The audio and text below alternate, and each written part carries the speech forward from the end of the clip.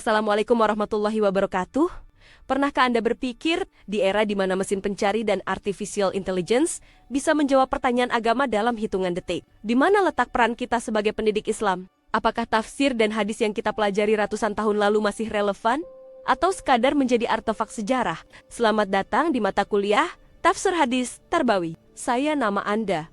Dan hari ini, kita tidak sekadar belajar menerjemahkan ayat. Kita akan melakukan upaya intelektual spiritual untuk menggali konstruksi epistemologi pendidikan Islam dalam 10 menit ke depan. Kita akan membedah konsep dasar, metodologi, dan paradigma tafsir hadis Tarbawi agar Anda tidak hanya menjadi perekam materi, tapi menjadi analis pendidikan yang kritis di era digital ini.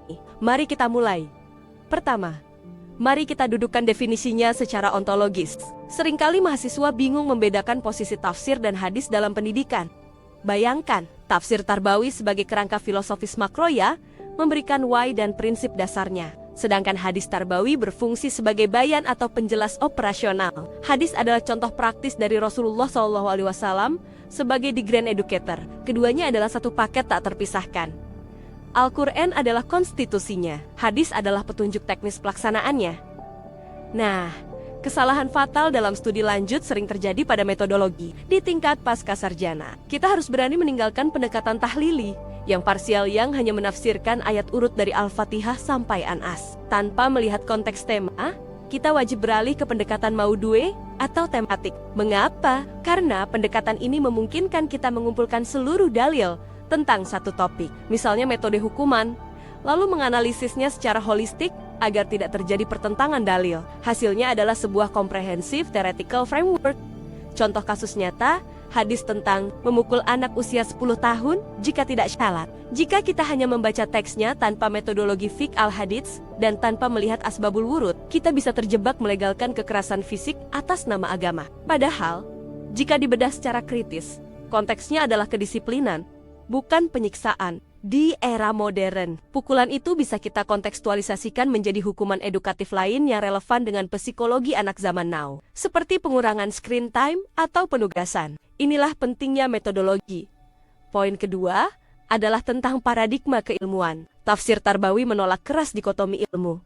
Seringkali kita mendengar pemisahan kaku antara ilmu agama dan ilmu umum. Padahal, dalam perspektif kita, seluruh alam semesta ini adalah ayat atau tanda kebesaran Allah. Mempelajari biologi, fisika, atau teknologi informasi. Jika diniatkan untuk tafakur, itu adalah ibadah. Itu adalah bagian dari tafsir Tarbawi.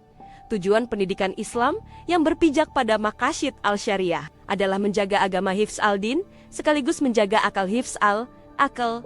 Maka, tugas Anda sebagai calon magister atau doktor adalah merancang kurikulum sains yang tidak sekuler atau ateistik, melainkan theistic science. Sains yang mengantarkan peserta didik kepada kekaguman terhadap sang pencipta. Wahyu adalah absolute truth, kebenaran mutlak. Sedangkan sains adalah relative truth.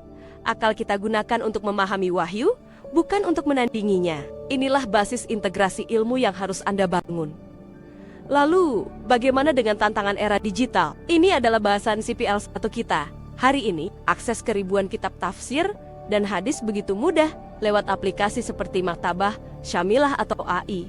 Namun ingat, kemudahan ini membawa risiko pendangkalan makna. Anda harus memiliki malakah atau insting keilmuan yang kuat. Jangan jadikan Google sebagai penentu kebenaran mutlak. Anda harus punya kemampuan digital, verification atau verifikasi sanad digital untuk memilah mana hadis syahih dan mana informasi hoax. Disinilah peran pendidik harus bertransformasi. Al-Quran mengenalkan istilah mu'alim transfer ilmu. Murabi, merawat, dan muadib mengajarkan adab jika Anda hanya berperan sebagai mu'alim yang mentransfer data. Peran Anda akan selesai. Habis. Karena Google dan AI bisa mentransfer data lebih cepat dan akurat dari Anda, maka geserlah peran Anda menjadi muadib dan mursyid. Sentuhan karakter, kasih sayang, dan keteladanan adab tidak bisa digantikan oleh algoritma manapun. Bicara soal metode, jangan minder dengan teori Barat. Jauh sebelum Barat mengenalkan active learning, Rasulullah SAW sudah mempraktikannya. Beliau sering memancing rasa ingin tahu sahabat dengan tanya jawab hiwar, bahkan menggunakan alat peraga visual, seperti menggambar garis di tanah untuk menjelaskan jalan kebenaran. Jadi, metode siswa aktif itu adalah warisan profetik. Tugas kita sekarang adalah mengemas warisan itu dengan teknologi modern. Misalnya menggunakan multimedia interaktif sebagai alat peraga digital kita hari ini. Mari kita rangkum poin-poin kunci materi. Kegiatan belajar satu ini, 1. Gunakan pendekatan Maudway atau tematik untuk membangun konsep pendidikan yang utuh. Bukan parsial. 2. Bangun paradigma pendidikan wasatiyah, moderat, dan integratif. Tidak ada pemisahan antara ilmu dunia dan akhirat. 3. Dalam menghadapi era digital, kuasai teknologinya, tapi perkuat literasi sanatnya. Verifikasi adalah kunci. 4.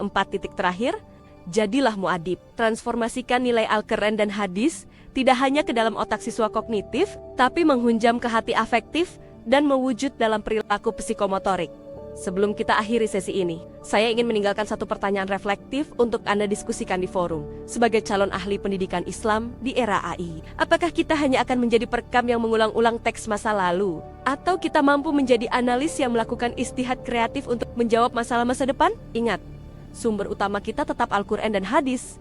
Hierarkinya jelas, jangan mendahulukan teori barat, lalu mencari pembenaran ayatnya, atau cocok logi, tapi galilah dari Al-Quran, lalu berdialoglah dengan zaman. Silakan kerjakan tes formatif yang tersedia di modul, dan sampai jumpa di kegiatan belajar selanjutnya.